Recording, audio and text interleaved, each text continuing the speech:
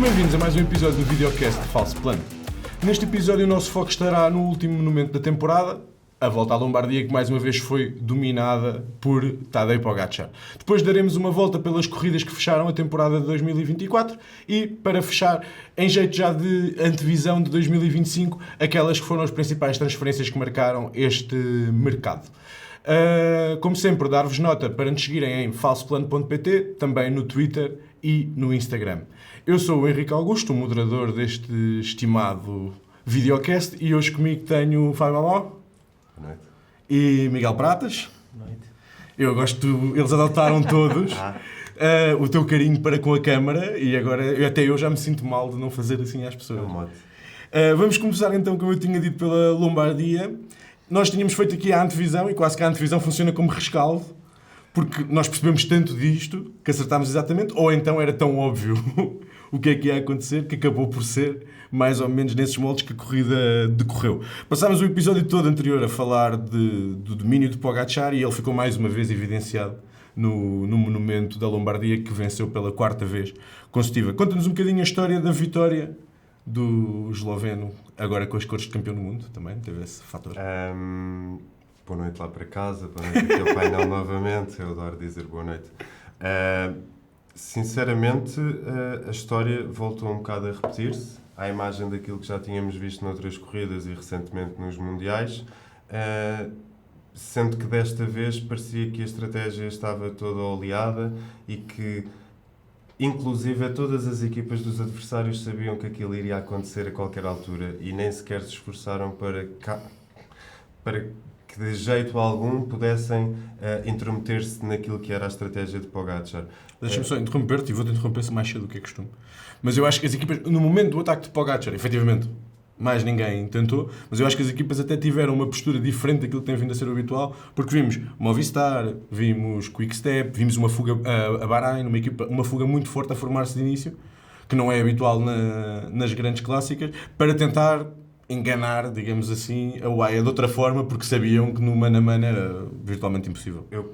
Ok, então corrigindo, eu quando digo que não foi surpreendente, não digo que as equipas não tentaram de forma tática, mas os seus líderes não foram suficientemente proativos os para líderes, serem eles a tomar a liberdade de não, vou atacar, porque só se eu atacar, Pogačar vai responder. E ninguém quis fazê-lo. E o que mais me surpreendeu ainda foi que quando Pogačar ataca a pouco mais de 48 km, ninguém tentou ir com ele.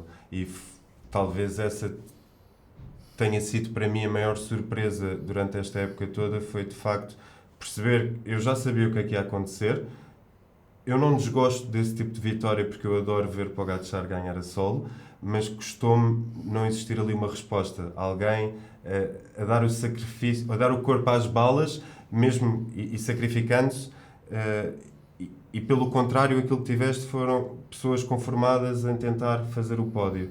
A sensação que dá é, no momento do ataque de Pogačar, a partir daí, automaticamente começou-se a correr para o segundo lugar. Sim, porque enquanto nos mundiais tu tens o ataque de Pogačar e Evenepoel não está lá, Mathieu van der Poel não está lá. Mas mesmo aí tiveste Baggioli a tentar responder, no Giro della Emilia tiveste Jorgensen, na Liège tiveste Carapaz, não estou em erro, só que também é vermos o que é que aconteceu a toda a gente que lhe tentou responder. E não até é? mesmo na Strade Bianche, a primeira prova da época em que ele nos avisa que iria atacar na Santa Mónica, aqui o que acontece é que Pogačar vem de uma sequência de resultados que está imbatível. Na Strade Bianche era a primeira volta do ano, ou seja, tu ainda ficas com aquela expectativa, será que ele está mesmo naquele nível? E ele efetivamente está neste nível assustador. Portanto, não há uma grande história, há uma repetição da história e há aqui um ciclista que se está a tornar quase como um dos maiores desportistas de sempre, na minha opinião. Olha, obrigado por teres fechado a tua intervenção com essa dica, porque é uma boa ponte para o que eu ia falar com o Pratas. O Pratas não teve cá na semana passada, no último episódio, não foi a semana passada, que foi praticamente uma ode a Tadej Pogačar, mas tu até és o principal fã de Tadej Pogačar entre nós, e hoje em dia já passas o tempo, a tua reação às vitórias é muitas vezes GOAT, o melhor de sempre. E é 100% brincadeira ou já temos um lado de verdade de que Pogačar se pode, ou está perto de se poder auto-intitular ou ser conhecido como o melhor de sempre? Bem, isto de estar a dizer que é o melhor de sempre é muito... Porque ele não diz a melhor época de sempre. Eu isso também digo com algum conforto. Diz ele, é o melhor de sempre. Acaba por ser um bocadinho injusto estar a comparar gerações diferentes e que tinham condições diferentes, não é? Como estavas a comparar o Maradona com o Messi ou com o Pelé. Então, são 3 épocas completamente distintas de futebol. Falando de forma mais desporto, toda a gente assiste e faz estas comparações com mais regularidade. E no ciclismo ainda mais diferenças é, não é? Não havia quase nenhum profissional, havia equipas muito mais dominadoras do que há agora, apesar de hoje em dia cada vez... Estar a dar a volta. Está a voltar ao mesmo. Mas se tentarmos arranjar um maior tipo de critérios que façam sentido, acho que é inequivocamente Pogačar é neste momento pelo menos top 2 de sempre já. Se acabasse agora a carreira. A nível de CV, eu não sei. Há ciclistas que têm uma quantidade de voltas à França, de giro, e porque lá está, nos tempos de Merckx, ou no tempo em que houve essas vitórias, quem era mais forte em todo o lado. Sim. E isso foi uma coisa que depois não aconteceu durante 50 anos, e Pogačar agora está a fazer acontecer. E do que eu percebi, do que já falei contigo também, falta-lhe se calhar mais 1 ou 2 tours e fechar os monumentos todos para o caso dele, digamos assim, ganhar ainda mais força. Sim, acho que o que tu disseste de ser a melhor época de sempre, acho que isso é estatística, até tem um lado estatístico, não é? Comparamos todo o tipo de rankings que existem e que é factual. 2 monumentos mundiais, 2 grandes voltas, da forma como foram 12 etapas em 2 grandes voltas, é uma coisa histórica. E o pior resultado do ano foi um 7º lugar no Quebec. Sem dúvida, a melhor época de sempre. E agora fazer um bocadinho aqui à parte. É incrível como é que ele consegue fazer esta época depois de perder um Tour da forma como perdeu. Isto também mostra aqui uma capacidade mental, sim. Mental muito forte. E de autoconfiança. Mas isto já há muitos anos que vemos que o Pogačar tem aquele carisma especial das grandes estrelas que, por exemplo, o Vingegaard não tem. O Vingegaard é um ciclista extraordinário. E que também acredito que voltará mais forte para o ano depois da derrota que sofreu nesta temporada. Ainda assim, eu acho que hoje em dia há menos diferença entre as equipas em termos de preparação, em termos de conhecimento, que é o que havia lá sim, para trás. Muito provavelmente. Ou seja, há menos hipótese para tu destacares tanto. Portanto, se o Pogačar se destaca tanto é porque efetivamente há aqui qualquer coisa de fenomenal que vai para além do que é o treino, do que é a alimentação, do que é o descanso. Porque o que dá a sensação é que qualquer outro ciclista que coma, descanse e treine o mesmo que o Pogačar... Sim, há muita gente muito profissional hoje em dia, não é? Não é só ele que acordou e que é muito profissional. Sim, a questão de ser o melhor de sempre, acho que ainda lhe falta qualquer coisa, nomeadamente ganhar mais pelo menos 2 tours, pelo menos mais 2 giros. Mas isso é bom, manter-no motivado, não é? Claro. Andar a correr atrás da história, ainda tem muita coisa para ganhar. Eu nem ponho aqui a questão de ganhar os 5 monumentos, apesar de achar que acho que isso é um statement. Vai ser uma questão de tempo, a não ser que aconteça alguma coisa muito estranha. Mas eu diria que ele, se calhar, daqui a 2 aninhos vai conseguir já, por exemplo, se ganhar Paris-Roubaix em 2026, 2027, já isto, acreditando que ele vence 2 tours até lá, pelo menos. Vence as 2 próximas temporadas do Tour, se chegar a 2027 e ganhar o Paris-Roubaix, aí sim acho que já podemos dizer que então é em 27, é no fim de 27 que começamos a fazer as contas a sério. É em abril de 2027. É em abril de 2027. É engraçado que é unânime, depois tu veres na estrada a forma como as pessoas também se comportam, pessoas de países diferentes, onde quer que seja que Pogačar vá correr, ele é sempre adorado. Mas eu acho que isso vai virar. E os próprios colegas. Eu acho que vai virar. E os próprios colegas. Eu acho que tem muito que ver com... Tira do Ayuso. Tem muito que ver com o poder do corredor em si, ou seja, se as pessoas reconhecem que Tadej Pogačar é efetivamente o melhor ciclista da atualidade, quando ele o demonstra, provoca... Sim, quando eu disse que vai virar é, imaginando que Pogačar faz outra época igualmente dominadora deste ano. Este ano nós tivemos o tempo todo estupefactos com o que ele estava a fazer. Se ele o repete, nós já não vamos ter a estupefação e aquilo que é essa luta entre o aborrecimento e o facto de estarmos a ver história, esse balanço vai-se alterar. E a tendência dos grandes campeões, quando são tão dominadores, ou se ele repetir uma época tão dominadora como esta, eu acho que vai ser por parte do público, de certa forma, começar a ter em algum momento, mesmo que haja admiração, começa a torcer contra ele. Torcer pelo underdog. Exatamente, para ver se ganha alguém, para ver se é diferente. Eu acho até que porque... isso é uma questão muito portuguesa. Tipo, eu por acaso não concordo tudo com isso. Todos os grandes desportistas da história, sobretudo aqueles que foram dominadores, tinham uma legião de haters, ou mesmo que não sejam haters, que sejam pessoas que estão a torcer contra eles até pelo bem do desporto. Eu não estou a dizer que tenha sequer qualquer tipo de mal. E eu acho que o Pogačar ganhou tanto carinho, até porque ele entrou e foi completamente dominador, Primeiro ganho o carinho pela personalidade dele e pela forma de correr dele, que é fácil de empatizar. Também, fora da estrada. Certo, mas foi pelo facto que ele chega a 21, a 20, vence, como vence, não interessa, 21. Quando nós chegamos ao fim de 21 e dizíamos que ele ia ganhar 22, 23, 24, 25, não havia discussão nenhuma. Agora estamos outra vez no mesmo sítio. Certo. E se calhar vamos engolir outra vez as palavras, não é? E depois é esse facto daquilo que o Pratas referiu há pouco, dele ter perdido. E, para começar, não perdeu a compostura. Continuou-se a comportar bem e mesmo com o Vingard sempre foi, ao que se sabe, um senhor. E depois conseguir dar a volta por cima e voltar a vencer acaba por fazer com que a história seja ainda mais gira do que se ele tivesse só continuado a vencer ininterruptamente, não é? Sim.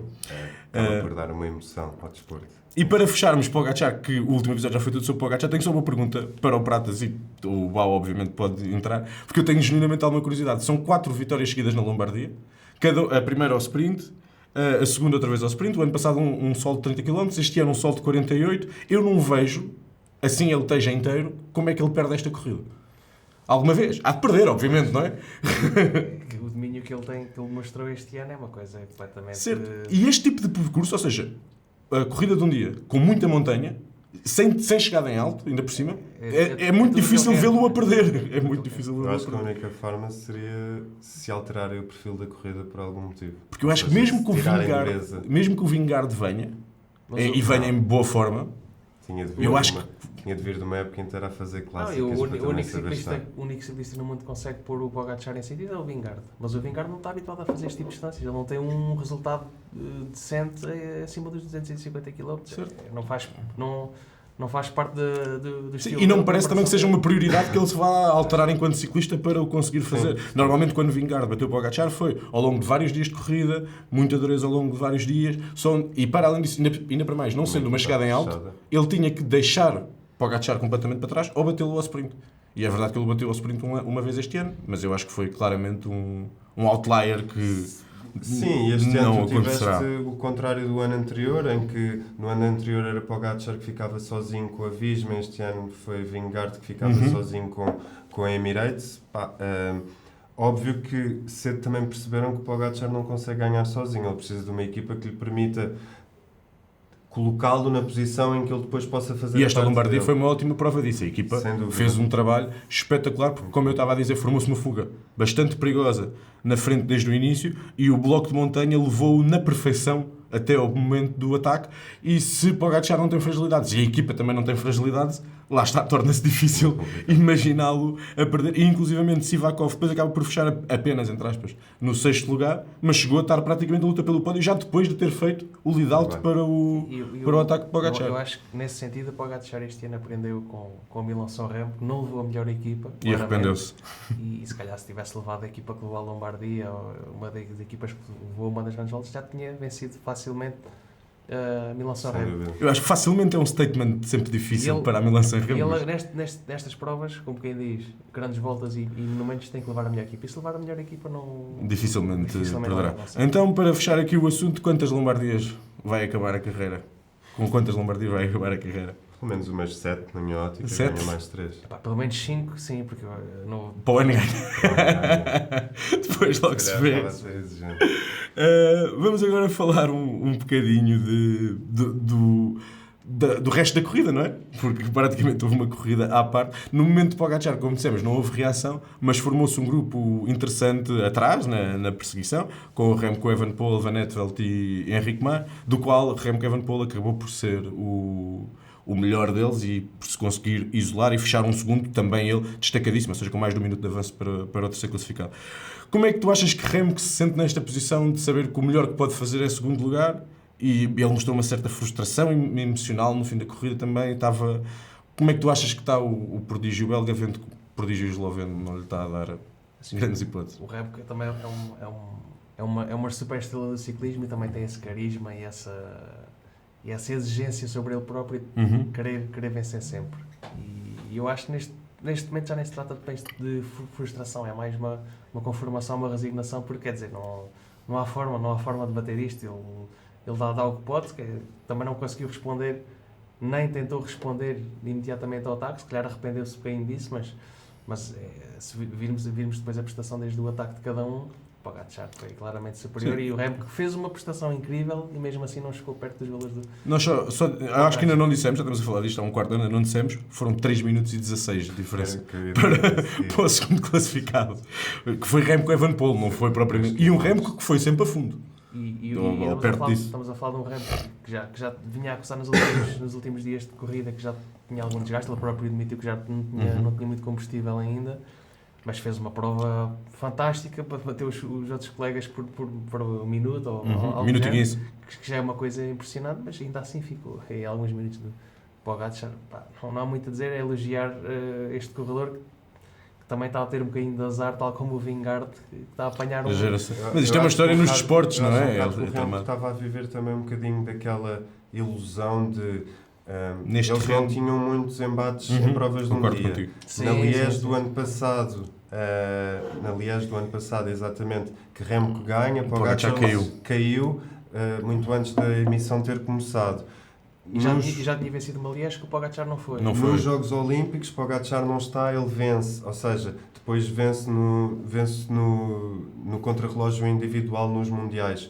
E levou o primeiro choque de realidade na prova de fundo dos Mundiais e depois ali foi só a consumação de perceber que ele não é mais forte que Pogačar. Eu, por acaso, agora da forma como foi o desfecho da época e não sabendo se teria acontecido da mesma forma, se Pogačar tem ido aos Jogos Olímpicos e tem alcançado um grande resultado, isto não era a melhor época de sempre do ciclismo, eu acho que ele estaria na contenda para, por exemplo, este ano ser o atleta do ano, o que eu acho que em ano de Jogos Olímpicos dificilmente será de um atleta que não foi ou que não participou nos Jogos Olímpicos.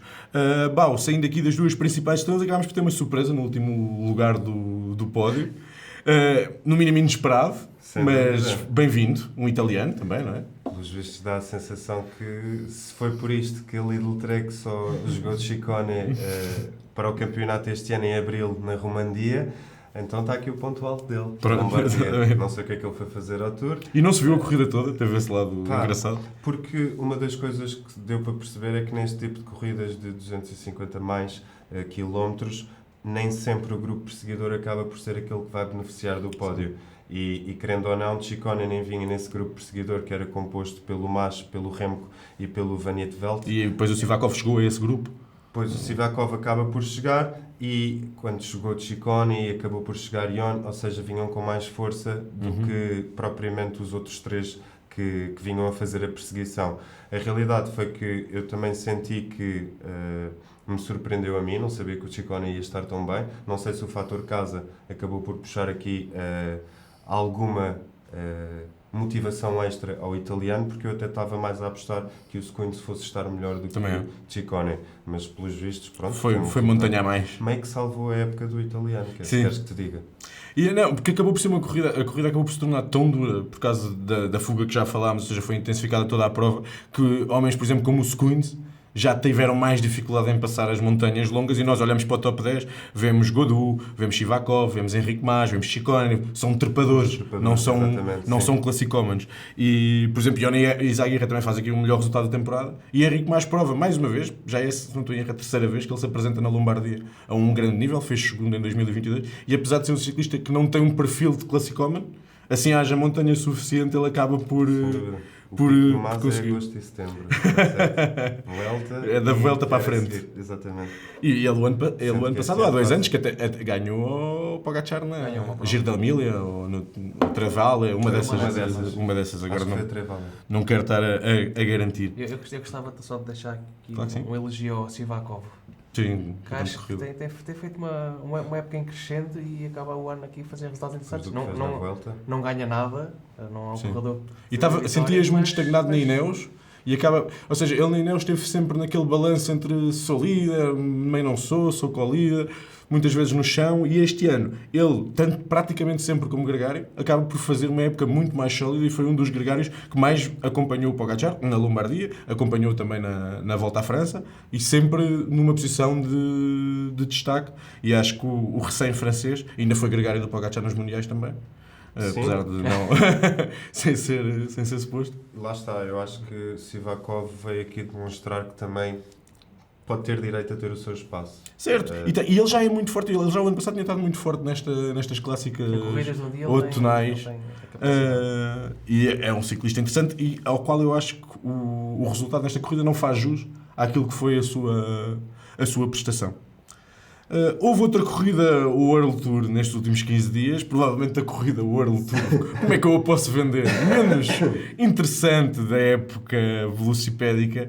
Os ciclistas iniciam o ano no Santos Down Under, na Austrália. Também não é uma corrida particularmente que não tem o mesmo destaque das outras World Tour, mas como é no início do ano, o pessoal está todo entusiasmado e acabamos por dar mais valor. Aqui o Tour of Guangxi, no fim da época, se calhar já não tem tanto a nossa atenção, mas a verdade é que é uma corrida World Tour.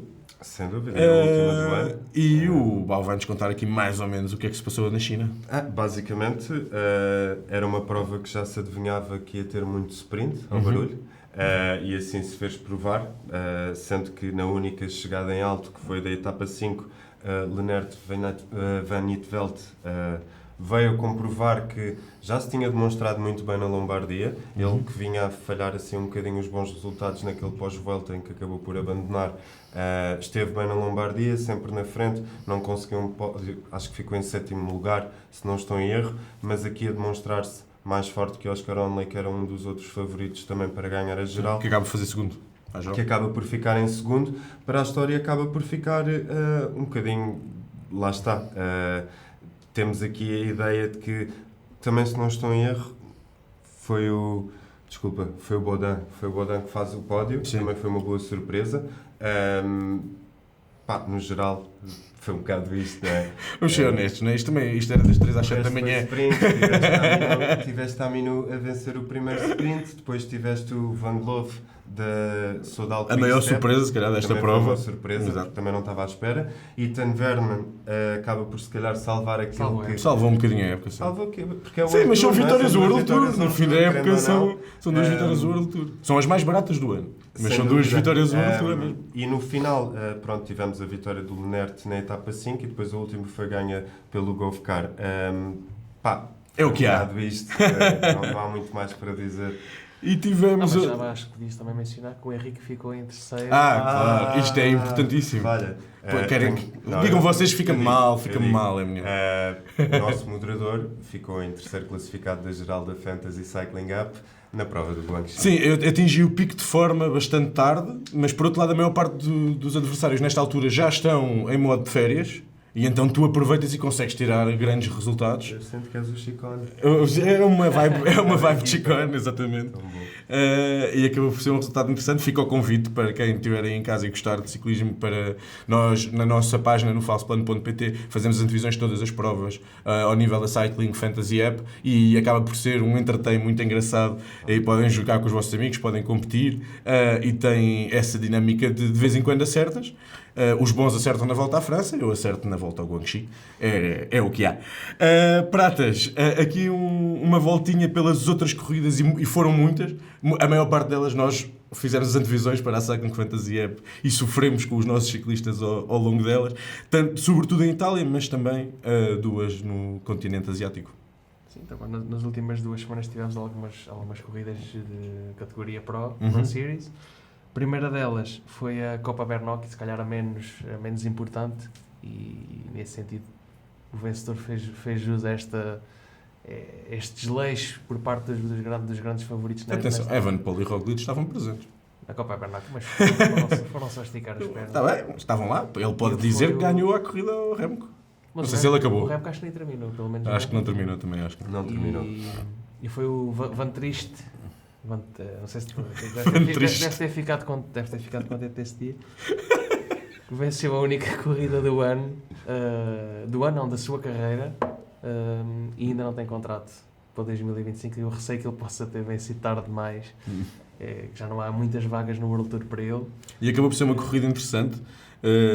No sentido em que Bart Lehmann tinha atacado muito longe.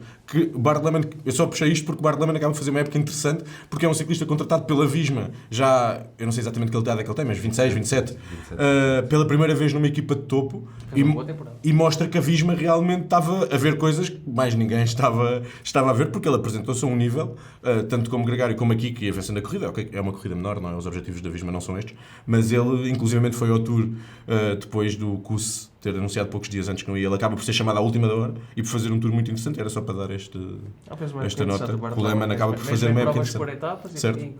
Arrancou a época muito forte também, penso que faz um top 5 na Down Under. E era só para dar esta nota, podes continuar. Acho que foi uma boa surpresa e pode vir a ser um dos homens seguros para... Isso, mostra que eles sabem o que é que andam a fazer. É engraçado nesse sentido, não é? Foi aquelas transferências under the radar. Exato, completamente. Já lá vamos. Depois tivemos a Trevale Varesino, que é uma das provas com mais importância nesta época de outono na Itália, que acabou por ser cancelada a meio devido ao temporal que se fez sentir. Não se percebe bem porque é que arrancou. Porque estava-se bem a ver o que é que ia dar. Não, porque é que terminou, todos sabemos. Porque o Pogačar foi ao cargo da organização e disse: não quero. Foi-me má patrão, por acaso, é verdade. Portanto, esta prova acabou por não se realizar. Depois tivemos a Gran Piemonte, que foi o Nelson Powless que venceu. Também uma corrida espetacular. Nessa prova, eles acabou por fazer um solo de bastantes quilómetros e chegou menos 10 segundos antes do grupo perseguidor, que venceu o Strong. O Strong venceu esse sprint e em terceiro lugar ficou o Aramburu na última corrida pela já de malas feitas. Já de malas feitas para a Cofidis. Vamos ver se corre melhor. É um corredor com muita qualidade, mas que não ganha. Não ganha. Depois desta corrida tivemos finalmente o Giro del Veneto, a primeira de duas corridas nessa região italiana, e aí finalmente ganhou o Strong, ganhou uma corrida. Já vinha a mostrar boa forma, mas não conseguia vencer. Em segundo lugar ficou o Sandro Meurice, que tinha sido vencedor há 3 apareceu anos. neste fim de época. Ele já tinha feito 10º na Lombardia, acho eu. Eu não ouvia falar dele para há 2 anos. Fez um fim de época interessante e na Clássica de Veneto, que se realizou hoje, fez terceiro lugar. Certo. Ele foi muito forte este fim de ano. Não sei se também estava sem contrato. Venceu teve que dar para corda aos sapatos. Venceu o Magnus Corta Sol. Teve na fuga desde o início. Foi o único sobrevivente da fuga. Esta que foi a última corrida da época. A última do ano. E a primeira corrida do último dia do ano. Foi a corrida no Japão, que foi o Nelson Powless, que voou de Itália para o Japão para vencer novamente esta corrida. Ele já tinha vencido há 2 anos. O ano passado tinha vencido o Rui Costa. Paulo já tinha dado sinais que estava bem no Canadá. Depois, que nos mundiais não conseguiu é uma época abaixo das expectativas, apesar disso. Mas esta parte em Itália foi muito forte. Itália não, e Japão. Na volta à Lombardia. Ele andou lá, faz 7º. Na Lombardia ele faz top 10. Faz 7º. E o mais interessante desta vitória no Japão foi que ele venceu ao sprint. Certo. Não é que tenha batido sprinters, mas Moritz, por exemplo, é um ciclista com alguma boa ponta final. E terminam assim as corridas do ano. Termina assim 24. Qual é que é a primeira corrida de 25? É os troféus Maiorca ou alguma coisa antes? Deve-se. Não, Down Under é o World Tour. É o Cada Levens. É o Cada Levens, que depois é o Down Under a seguir. Depois tens aquelas do troféu de Maiorca. Que é meio de janeiro? Meio de janeiro, talvez. Mas a primeira corrida que interessa, toda a gente sabe que é a Clássica da Figueira. Fevereiro, 14. Acho que agora... Não, acho que 14. Acho que deve ser ao domingo. É ao domingo, sim. Já ficou mais para a frente, porque calhava sempre... No dia dos namorados. Se tiverem planos para o dia dos namorados... Eu sei o dia dos namorados, o teu aniversário não sei. Não, da Carminho. Ainda melhor. E é bem, já está muito familiar isto. É também. E como isto era a fechar 24, vamos ter a nossa primeira ação. Nós vamos estar aqui durante a off-season a falar a fazer um rescaldo de 24 e sobretudo uma antevisão de 25. Fica já o convite na próxima episódio, daqui a 15 dias. Vão ser os consagradíssimos prémios Falso Plano, em que fazemos um rescaldo de toda a época 24, da melhor corrida, os melhores ciclistas, as melhores equipas, as melhores contratações, desilusões. É uns Oscars do ciclismo, pela sua entidade mais relevante, conhecida por falso plano. Mas aqui, em jeito de início da abordagem a 2025, vamos a falar das transferências e daqueles que foram os principais movimentos no ciclismo internacional, e vamos começar contigo, Pau. Eu ia-te pedir um registro de... Vamos primeiro ver as super equipas. Nós já falámos aqui um bocadinho hoje da diferença que existe neste momento do fosso entre as super equipas para as restantes, que neste caso as principais é o AE e a Visma, e eu aqui incluí uma terceira da MS, a Liberdade, por causa da Bora, que agora com a entrada da Red Bull está a tentar pelo menos fechar esse espaço. E financeiramente já deve estar lá com eles, só que isto depois os projetos como bem sabe, e neste desporto e noutros, não é só meter o dinheiro, depois é preciso que as coisas aconteçam. Por isso vou-te convidar a falares um bocadinho destas equipas que os ricos ficam mais ricos, não é? Sem dúvida. Começamos pela UAE, a equipa da Emirates. Basicamente, nós já vínhamos a saber que estava a sofrer algumas baixas, nomeadamente no seu plantel mais para clássicas e provas de uma semana não tão importantes, e nota-se aqui que acabaram por se reforçar, e bem, com a contratação de Jonathan Narvaez para aquelas clássicas onde efetivamente poderá não estar para o Gatchar, ou até mesmo estando para o Gatchar, pode vir a ser uma boa ajuda. Eu gosto da contratação do Narvaez porque o Narvaez foi o único ciclista que ganhou a Pogacar este ano, no mano a mano. E eles disseram, foi na primeira etapa da Volta à Itália, então vens para cá, que é para não... Eles o Vingegaard também lhe ganham, mas não dava para ir buscar o Vingegaard, devia ser mais difícil. Eu acho que foi muito bom. A Ineos, no fundo, já nos tem vindo a demonstrar ao longo deste mercado de transferências que está a deixar sair grande parte daquilo que é o seu talento. Narvaez tinha havido... Este ano, se calhar, teve um bocadinho uns furos abaixo. Ok, que andou de cor-de-rosa. Arrancou muito bem a época, também na Austrália, também teve muito bem. Mas eu esperava mais dele depois, ali a certa altura. Mas, efetivamente, o facto de também ter estado bem, ou ter estado, digamos que nos holofotes no Giro, também foi uma surpresa.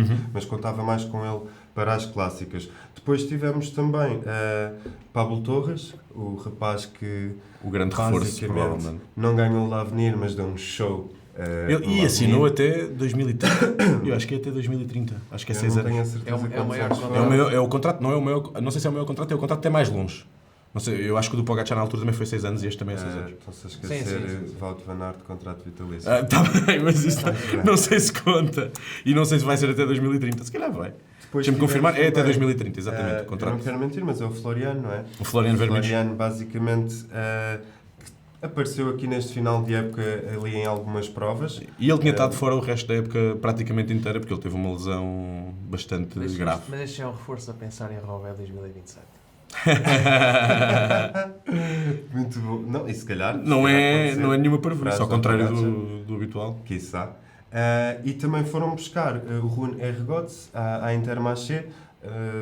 Não sei se porventura a Intermarché este ano acabou por ser um bocadinho um flop em termos de vitórias naquilo que eram as clássicas. Nota-se que Rune também, se calhar, também não teve a mesma liberdade que teve no ano anterior, porque acabou por conseguir melhores resultados em 2023 do que em 2024. Acho que é um ciclista de trabalho mais um ciclista para as clássicas. Eu acho que o Molano, por acaso, acho que não vai continuar. Eu também acho que não. Acho que já chega, né? Eles decidem não ter sprinters. Um sprinter que não sprinter. Não, e é uma equipa que faz 80 e tal vitórias sem nenhum sprinter. É uma coisa surreal. Depois, a Visma... Para a Visma, não tão, digamos que se calhar... mais ou menos. Simon Yates é um nome de... É muito forte, sem dúvida. Mas eles viram como é que correu com o Adam Yates. Não, o Adam Yates correu bastante bem na UAE. E eles pensaram, bem, este não é o mesmo, mas é parecido. Para no que fizeste com o Adam, se te trouxer o Simon, se te ajudar, desculpa. Mas Simon Yates é de facto uma grande contratação para Vingegaard. Acho que dá força no bloco para provas de 3 semanas e tenho a certeza que vai estar com ele no Giro. Isso é... Tu estás ao lindo que o Vingegaard vai ao Giro? Ok. Eu gostei da forma como tu assumiste só. Mas um bloco que tenha Kuss, Jorgensen, Simon Yates e Vingegaard é um bloco de montanha que não é brincadeira nenhuma. Mas acho que é um bocadinho isso, foi isso que eles perceberam no fundo. Ou seja, não preciso de alguém que depois vá com o Pogacar, porque aí eu tenho Vingegaard, eu preciso que Vingegaard não fique sozinho até que Pogacar saia dali. Depois tiveste também a contratação que já se tinha sabido há algum tempo do Campanert. Faz todo o sentido. É um belga que se enquadra bem com a equipa. É um regresso. Venceu este ano no Tour. E é um ciclista muito versátil. Eu gosto da contratação por causa disso. Pode trabalhar... Relógios. Eu acho que ele vai fazer. Tem vindo a ter bons resultados em contrarrelógios mais longos. Exato. Clássicas muito forte. Eu acho que ele vem para o lugar porque é um ciclista muito parecido de Tratnik. É um ciclista com um motor muito grande, é um ciclista que consegue fazer bons contrarrelógios, agora já não tanto, mas deste ano até voltou a ter alguns resultados interessantes. E depois é forte nas clássicas do pavé e consegue ser muito útil numa grande volta, com a sua versatilidade. E depois tens aqui, só muito rápido, tens Zingle, que eu acho que é uma aposta para as clássicas e provas de uma semana. Tens o Daniel McLay, que por sua vez, eu creio na minha ótica, que irá ser o lançador de Olav Koy em tudo o que forem provas, excepto o Tour. Porque no Tour, de certeza que ninguém vai levar Olav Koy só para lhe levar um livro. Ou se levar Olav Koy... Se levar Olav Koy, não vai levar Daniel McLeod. Não, eu acho que se levar o Koy, nós já tivemos esta discussão, leva o Laporte e o Van Aert e eles que o lançam. Mas isso pode ser. Logo vemos. Só sobre os ingleses, desculpa estar a interromper, hoje vi umas declarações do diretor eu também vi. Da equipa, que achei engraçado, porque ele disse, não compreendo porque é que o Zingle vai preferir ser aguadeiro do Van Aert quando podia ser líder, continuar a ser líder na nossa equipa e ter a oportunidade. Eu sinto que sei porque é que ele vai preferir, não é? Eu sinto que ele... Da mesma forma que depois vamos falar mais à frente do caso do Guilherme Martin, há alguns ciclistas que estão a ver que a Cofidis pode não ficar no World Tour, e então estão meio que já a preparar-se para aquilo que vem a seguir. Para a saída, sim. E depois, só para terminar aqui na Visma, tens o Behrens, campeão mundial do Sub-23, a surpresa, e a Visma foi 2 dias depois ou 3 do campeão, foi ok, então anda cá. Não foge. Acho que é uma boa aposta. Espero que no fundo possa vir a trazer resultados, o que não tem sido o caso dos jovens que nem sempre ingressam na Visma, não têm tido essa possibilidade de ter resultados fortes. E a Red Bull, se o ano passado foi buscar Roglic para poder lutar por grandes voltas, este ano, a nível do que foi o reforço da sua equipa de clássica, aliás, os reforços deles dava para fazer uma ótima equipa de clássicas, só os reforços, não precisavam de levar ninguém. Eu acho que a Red Bull está aqui a demonstrar-se como a terceira força. Já demonstrava ter um bloco forte para provas de 3 semanas, certo, e para as grandes voltas, então meio que aqui se reforçou de atletas que lhes possam também dar as clássicas e as vitórias nas clássicas, nomeadamente foram buscar Finn Fisher Black, à UAE, o que não deixa de ser surpresa de um gigante para outra haver uma saída, mas se assim foi porque a Emirates também entendeu que não estava a dar aquilo que precisava e que tem muitos miúdos a emergir, não há necessidade de manter Finn. E depois foram buscar também Lascan, a Movistar, infelizmente, a não conseguir reter o talento. Já se sabia, Lascan fez um grande início de temporada, depois, na minha ótica, acabou por ser um bocado abaixo. Não sei se foi pela maneira como foi feito o planeamento do calendário, mas esperava mais dele. Eu acho que é simplesmente porque a equipa é Movistar. Sim. E ele corre de uma maneira esquisita, também se calhar porque ele é da Movistar. Certo, mas ele toma muitas vezes decisões esquisitas. Ele andou muitas vezes na fuga, mas nunca conseguiu controlar. Mas dá sempre a sensação que ele pernas tem. Ele dá sempre a sensação que pernas tem muito. E depois, Lawrence Pitty. A maior revelação, se calhar. Acho que é uma excelente contratação. Basicamente, a FDJ também não tem grande capacidade para reter os talentos, como é o caso, e vamos ver de outros emergentes que se deram a mostrar ao longo deste ano de 2024. Depois tens Jan Tratnik, que no fundo vai para ser escudeiro de Roglic, na minha ótica. E ainda faz umas clássicas também, não é a ver? Tens os manos Van Dijk, para se prepararem também para Roubaix. E tens, para terminar, Pellizzari, que é uma excelente contratação. Acho que o italiano tem feito também um excelente final de temporada. E termino depois, sem dúvida, com Moscon. O mal que eu não estava à espera. Por acaso não estava à espera. Não, porque ele fez uma época interessante e a última vez que saiu da Quick Step... Acho que pronto, é só mais um para encabeçar ali um bom bloco para clássicas. A Red Bull tem ali tem uma equipa com 7 ou 8 corredores para clássicas brutais, mas falta-lhe o líder. Pois. Isso é o problema de todos os grandes blocos que se montam de clássicas. Já nem falo do Van der Poel ou do Van Aert ou do Pogacar. Nem sequer é um Mats Pedersen. Eu acho que eles vão ser... Exato.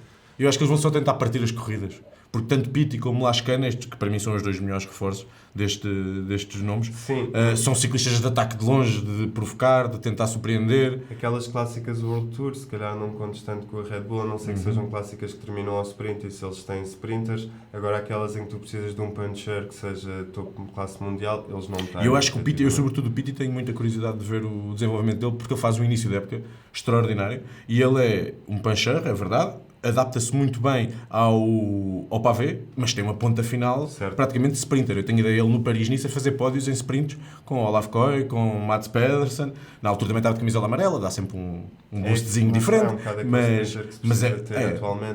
É um mini Mats Pedersen, se tu quiseres, desse ponto de vista. Estavas a falar de Pedersen e é um bocadinho o mesmo estilo de ciclista. São os 3 grandes, não é? Os 3 grandes. Isto o terceiro ainda é mais ou menos. São 2 grandes e depois desta vez foi este. Pode ser a Quickstep, pode ser a Alpecin. Olhas para a época, a Alpecin ganha 2 monumentos, não é? É diferente. 2? 3?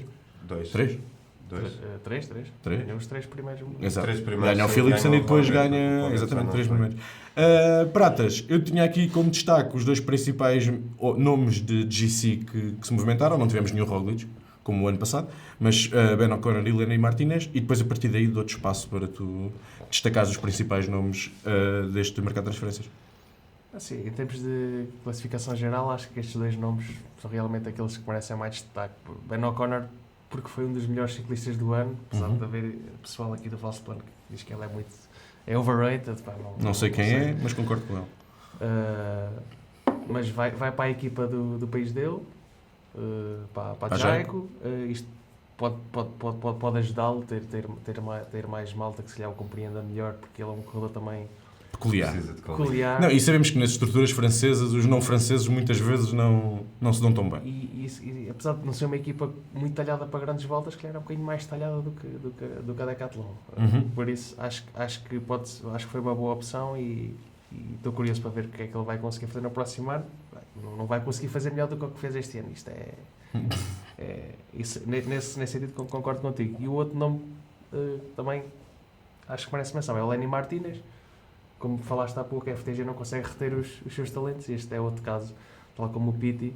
Lenny Martinez é um dos melhores trepadores jovens da atualidade, abaixo dos 22 anos. Já mostrou também capacidade nas clássicas. Ele até já tem algumas provas vitórias de um dia duras, é muito forte. Teve uma época também um bocadinho abaixo do que nós esperávamos. Se calhar vai-lhe fazer bem a mudança de ares. A Bahrein é uma equipa que sabe trabalhar em provas por etapas, tem gregários com muita qualidade e acho que é uma boa opção para o Lenny Martinez. E quem sabe se não vai ter como companheiro o Afonso Eulalia. Não há confirmação, nunca mais houve confirmação. Mas também ninguém desmentiu, por isso eu diria que mais dia, menos dia teremos, e na altura em que isso acontecer, assim o destacaremos aqui neste espaço. E depois as tuas duplas. Fizeste isto aos pares?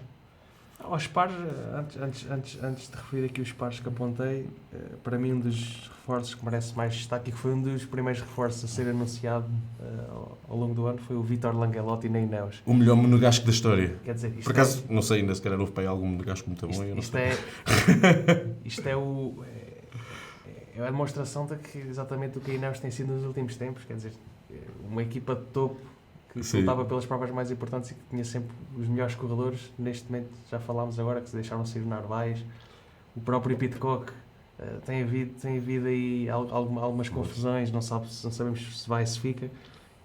E o primeiro reforço que eles anunciam é o Vitor Langelotti, um corredor completamente banal, uma equipa prova. Não é que seja mau ciclista, que não é, mas não é ele que vai mudar o rumo da Ineos, certamente. Estavam na primeira fila na corrida por Pablo Castrillo, não foram capazes de fechá-lo. Exatamente. Mais um exemplo. E por falar em Pablo Castrillo, a primeira dupla que eu quero aqui referir, que eu acho que vai ser interessante, é o Castrillo e o Luís Aular. O Castrillo era da Kern Farm, o Aular da Caixa Rural. Vão se manter em Espanha, vão para a equipa topo em Espanha e vão ter mais oportunidades em provas com mais importância e acho que podem fazer uma temporada interessante e dar vitórias à Movistar. O venezuelano, que até vale a pena dizer, já teve muito sucesso em Portugal. Sim. Ou muito sucesso que teve foi em Portugal. E já merecia, o Aular já merecia estar no World Tour, se calhar já há um ano ou dois. A dupla aqui que para mim é o caso mais interessante deste mercado de transferências é o Mark Hirschi e o Julien Lafilippe à Tudor. A Tudor é uma equipa que tem tentado a dar os passos certos, tem vindo a evoluir e a lutar por uma entrada na altura, pelo menos pelos convites do E a capacidade que eles tiveram para conseguir estas duas contratações é sinal disso mesmo. São bem organizados, também têm dinheiro para investir, porque estes dois corredores não são baratos, de certeza. Certo. Mark Hirschi é se calhar o classicómano mais fiável do mundo E com a importância que os pontos têm hoje em dia, Marquinhos, a nível de pontos, é um ciclista top 5, top 10, todos os anos. Se tirarmos para o Gatchar e Van der Poel... Não é um corredor barato. Certeza que não é um corredor Temos o barato. Irchi que é pontos garantidos para a Tudor. O Alaphilippe é aquele corredor que mesmo que já não esteja na forma que estava há uns anos, e este até não fez uma temporada muito má, conseguiu disputar várias Voltou a vezes, ter algum nível, sim. mas só a sua própria presença e o seu carisma vão dar mais protagonismo à própria equipa. Protagonismo e se calhar um convitezinho para ir à Volta à França. Exato. Eu acho que está mais do que certo. Obviamente. Eles vão estar na Volta Isso era à a França. cláusula. Era a cláusula do contrato, não é? Só destacar o facto que é muito interessante, que isto deve ser de longe os 2 maiores investimentos da história da equipa, e são 2 ciclistas com um perfil, ou com o tipo de corridas que eles vão atacar, são muito semelhantes, por isso podem fazer uma dupla bastante interessante para a equipa suíça. E esta contratação até foi anunciada pouco tempo depois deles disputarem, se não estou a erro, foi a São Sebastião. Disputaram ao sprint a corrida. O São Sebastião, este ano? Não foi São Sebastião? Não, São Sebastião, não, acho que não. Mas não juro. Mas pronto, continua. A realidade é, eu não sinto... O Irchi ganhou a São Sebastião este ano. Ao sprint com o Alaphilippe. Eu estava a pensar que estavas a falar da Tudor. Quem é que foi o ciclista Não, da Tudor que disputou? Mas sim, eles os dois, sim. Aí sim, tens razão. Tudo o que eu ia dizer é que tu vês que existe aqui grande parte, um grande financiamento, mas também existe aqui uma grande estratégia por trás, e foi uma equipa que, mesmo não sendo World Tour, nas provas em que foi convidada apareceu sempre e deu-se a mostrar. Acho que é um bocado a equipa, a imagem de Fábio Cancellara, vivem todos um bocadinho daquela cultura de garra, e prova disso foi termos visto um Matteo Trentin tão forte este ano, ou seja, quase veteraníssimo, a demonstrar-se que está muito forte, o que eu acho e faz-me crer que a Tudor tem ali um grande trabalho de preparação por trás. Sim, e é uma equipa que está claramente a crescer. E não é qualquer equipa pro que tu chegas e de repente tem um show, que é o Dare to Dream, que foi durante o Tour. Ou seja, para apostarem nesta equipa, para fazerem um show, isto tem de haver aqui também por trás algum significado, não é? E conectos. Mais duplas pratas. Aqui para fechar, só mencionar o Dylan Tunes e o Alex Aramburu, que vão para a Cofidis, que é uma equipa até que costuma dar oportunidades aos seus corredores para disputarem, nomeadamente, provas de um dia. Estes 2 corredores já têm provas dadas nesse sentido e podem fazer uma época interessante. São corredores que não vencem muitas vezes, mas têm uma boa capacidade e vão certamente dar muitos pontos à equipe. E a Cofidis precisa de vitórias neste ano de 2025, que aí vai. E aqui no setor False Plan Scouting, trazias uns nomes para nós. Pablo Torres foi, obviamente, já falámos, e é o maior nome a entrar no World Tour esta época, mas temos aí mais uma juventude. Olha, aqui sobre a Decathlon, até vou pôr o boné da Decathlon. Não estava à espera deste momento. Não, eu não sabia disto. Apesar de terem deixado de sair o Ben O'Connor, que foi a figura principal deste ano, estão a... E deixam-se Ben O'Connor antes dele se efetivar a fazer aqueles grandes resultados. Sim. Estão a continuar a dar passos em frente, nomeadamente em apostar em jovens, e vou referir aqui 3 nomes, eles têm outros como o Isidore. Mais 2 ou 3 nomes que foram promovidos, vão ser promovidos à equipa principal. Os 3 nomes que eu vou referir: Rasmus Pedersen, que foi a surpresa nos nacionais dinamarqueses, bateu o Mats Pedersen. O Leo Biziot também teve muito bem nas provas de sub-23, e se calhar o nome que tem sido falado nos últimos tempos, nas últimas semanas, o Paulo Seixas, uma das maiores promessas mundiais de que salta diretamente dos júniores para os elites, nem vai ao sub-23. E está numa equipa que realmente está... Mas é bom ver uma destas grandes promessas não ir para a UAE ou para a Visma, ou seja, ir para uma equipa secundária, entre aspas, para o equilíbrio futuro, pode ser interessante. Portanto, agora vou tirar... Eu acho que agora ias até ao fim. Não, já acabou. O contrato era só 30 segundos. Patrocínio da Decathlon. Os outros nomes que eu tenho para mencionar é o Artem Schmidt, da Ineos, que foram buscar a Axion. O Cajamini, o italiano, que vai para a Astana e que também teve bem nas provas, nas grandes voltas de sub-23. E aqui um nome que a Movistar foi buscar, um colombiano de 19 anos, Diego Pescador, que teve muito bem nas provas sul-americanas. Pensava que eu tinhas posto aqui só porque tinhas gostado do nome dele. Não, fui mesmo ver as prestações dele e isso, se calhar pode ser um nome interessante aí dos sul-americanos que têm vindo a perder força desde aquela fase de ouro com Quintanas e Bernais e Urans e Miguel Angel Lopes. Pode ser que venha aí novamente uma boa geração sul-americana. Para fechar, vamos aqui vou-vos pedir 1 ou 2 nomes a cada um, mas antes disso, já estamos curtos de tempo, vou só fazer aqui um rescaldo rápido daquilo que se passou também no mercado de transferências feminino, onde a transferência de Elisa Lombardini para a UAE foi o principal destaque, mas temos também Juliette Labuse para a FDJ, temos Fischer Black para a Lidl e continuamos a ter o grande mistério de Demi Vollering. Está quase a acabar a época e ainda não se sabe onde é que a melhor ciclista do mundo, eventualmente, irá correr. Dar também um destaque e merecido para a Maria Martins, para a Tata Martins, que volta ao World Tour e logo pela porta da Quénia, numa equipa bastante interessante, e esperar e desejar tudo a correr bem para a nossa representante portuguesa.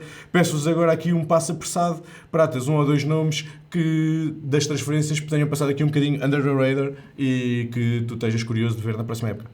Valentin Paré-Panter vai para a Quick-Step, acho que pode ser um reforço muito interessante para o bloco do Remo, que é um dos melhores trepadores do mundo. Guilherme Martin, que sai da Cofidis após 4 ou 5 temporadas, vai para a FDG e acho que juntamente com Gaudu podem fazer uma dupla temível. É sempre bom falar de Guilherme Martin. O filósofo. Bau.